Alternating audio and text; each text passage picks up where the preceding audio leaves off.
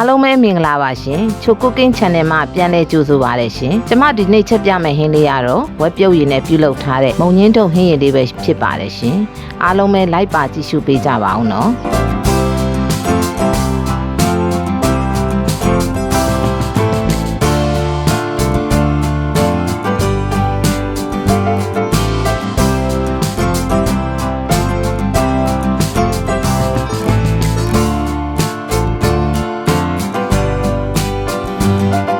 မုံညင်းတုံဟင်းကိုကျမအချင်းဆက်ကလေးဖြစ်အောင်ချက်မှာပါအဲ့ဒီတခရမ်းကျင်သီးရဲ့ငရုတ်သီးစိမ့်လေးရဲ့ကိုလည်းထည့်ပါမယ်ရှင်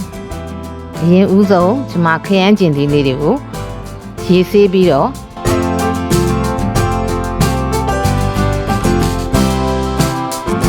တုံးလေးတွေတုံးပေးပါမယ်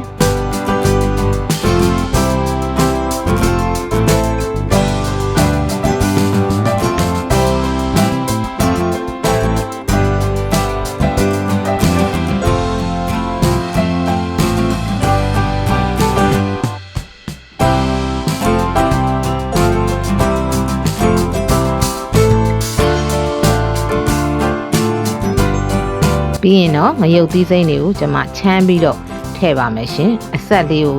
ပို့ပြီးတော့ဆက်အောင်ကျွန်မငရုတ်သီးစိမ့်ကိုဒီတိုင်းမထည့်ဘဲနဲ့ကျွန်မချမ်းပြီးတော့ထည့်ပါတယ်ရှင်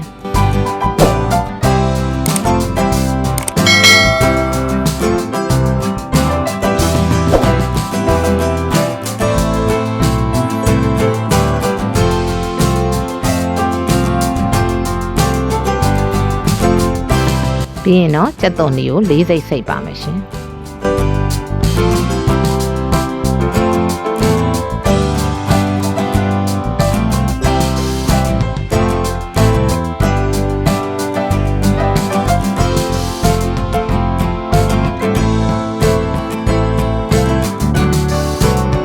ပြီးမုံညင်းတုပ်ကိုလည်းကျွန်မသေးချာလေးခလီးပြီးတော့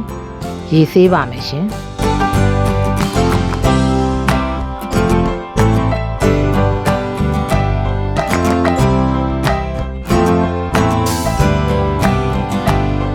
ကျမရေကို3ရေဆေးပါတယ်ရှင်အသီးရွက်တွေချက်တဲ့အခါမှာပိုမကင်းစင်ရန်အတွက်ကျမစားလေးထည့်ဆေးပြီးတော့ရေကို3ရေအမြဲတမ်းဆေးပေးပါတယ်ရှင်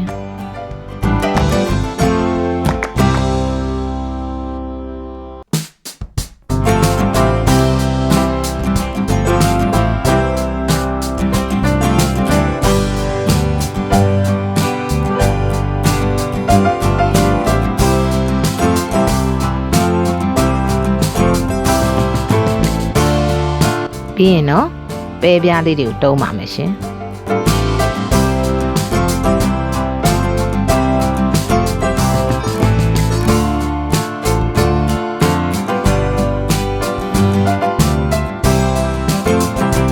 ပြီးရင်တော့ကျမဝက်သားပြုတ်ထားတဲ့ဝက်ပြုတ်ရည်လေးယူပါမယ်ရှင်အဲဝက်ပြုတ်ရည်ထဲမှာတော့ကျမတရုတ်ငပြရည်အကြီးရည်ရဲ့အနောက်ရည်ရဲ့ခရုစီရည်ထည့်ပြီးတော့ပြုတ်ထားပါတယ်ရှင်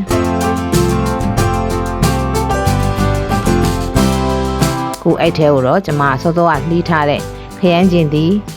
ကြက်သွန်နီအယုတ်သီးစိမ့်တွေထည့်ပါမယ်ကြက်သွန်ပြူလည်းထည့်ပါတယ်ရှင်ဟင်းရဲ့အနှံ့လေးမှုေးနေအောင်လို့ကျမကြက်သွန်ပြူထည့်ပြုတ်ပါတယ်ရှင်ပြီးရင်တော့ရေစူအောင်တဲပါမယ်နည်းနည်းလေးစူလာပြီဆိုရင်တော့ကျမမုံညင်းတုပ်တွေထည့်ပါတယ်ရှင်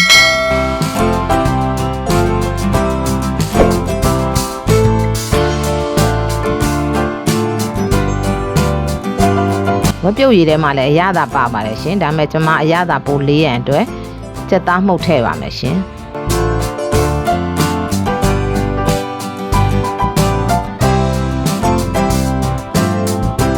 ပြီးရင်တော့စူအောင်တည်ပါမယ်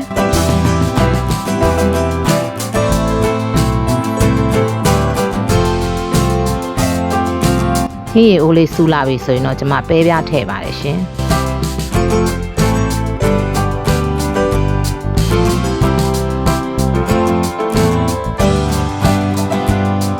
ပြီးရင်တော့မွေပေးပါမယ်ရှင်ဟင်းရည်လေးစူလာပြီဆိုရင်တော့အရသာကောင်းမွန်တဲ့မုံညင်းတုပ်ဟင်းရည်လေးတစ်ခွက်ရပါပြီရှင်ပြီးရင်တော့ကျမတို့ဒီတိုးစရာအတွက်ပေါ့နော်ဒီအသီးရွက်ကိုပြုတ်ပေးပါမယ်ရှင်ဘယ်အသီးရွက်ပဲပြုတ်ပါတိုးစရာလုံးမယ်ဆိုရင်တော့ကျမတို့စားလေးထည့်ပြီးတော့ပြုတ်ပေးရပါတယ်ရှင်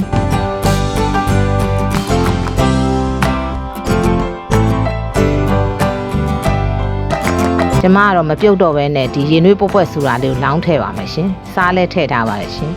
စားထည့်တဲ့အတွက်အသီးရွက်တရားစိမ့်စိမ့်လေးနဲ့တို့တဲ့အခါမှာကျွတ်လေးနဲ့တို့လို့ကောင်းပါတယ်ရှင်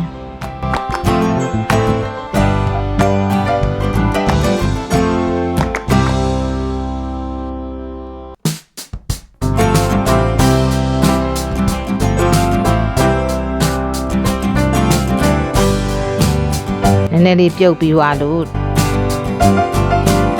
နည်းနည်းလေးနူးသွားပြီဆိုရင်တော့ပြန်ဆယ်ပါမယ်အဖုံးမဖုံးရပါဘူးရှင်အဖုံးဖုံးလို့ရှိရင်တော့ဒီအသီးရွက်တွေကမဲဝါမှာပါပြီးရင်တော့ရေဆေးပေးရပါမယ်ဒီလေးဆေးမှသာဒီကျွတ်မှာပါရေမဆေးရင်တော့ပျော့သွားပြီးတော့စားလို့မကောင်းပါဘူးရှင်ရေအေးလေးနဲ့တေချာလေးအေးသွားအောင်ဆေးပေးရပါမယ်ရှင်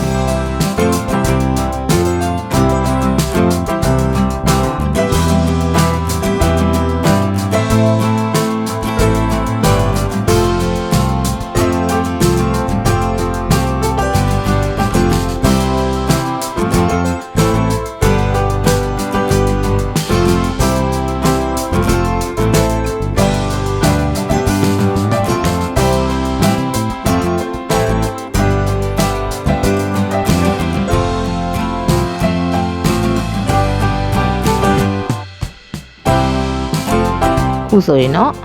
စိမ့်စိမ့်လေးနဲ့တို့လို့ကောင်းတဲ့မုံညင်းစိမ့်လေးရပါပြီရှင်ဟုတ်ကဲ့အခုဆိုရင်တော့အရသာကောင်းမွန်နဲ့တို့စရာဖြစ်မုံညင်းစိမ့်လေးရဲ့ဝက်ပြုတ်ရည်နဲ့ပြုတ်လောက်ထားတဲ့မုံညင်းတုပ်ဟင်းရည်လေးတစ်ခွက်ရပါပြီရှင်ဟုတ်ကဲ့အခုလိုကျမရဲ့ဗီဒီယိုလေးကိုအဆုံးထိပြီးအောင်ကြည့်ရှုပေးတဲ့တယောက်ချင်းစီတိုင်းကိုအထူးပဲကျေးဇူးတင်ရှိပါတယ်ရှင်ကျမရဲ့ဗီဒီယိုလေးကိုကြည့်ရှုခြင်းနဲ့ဆိုရင်တော့ like and subscribe လေးလုပ်ပြီးတော့အားပေးခဲ့ကြပါအောင်နော်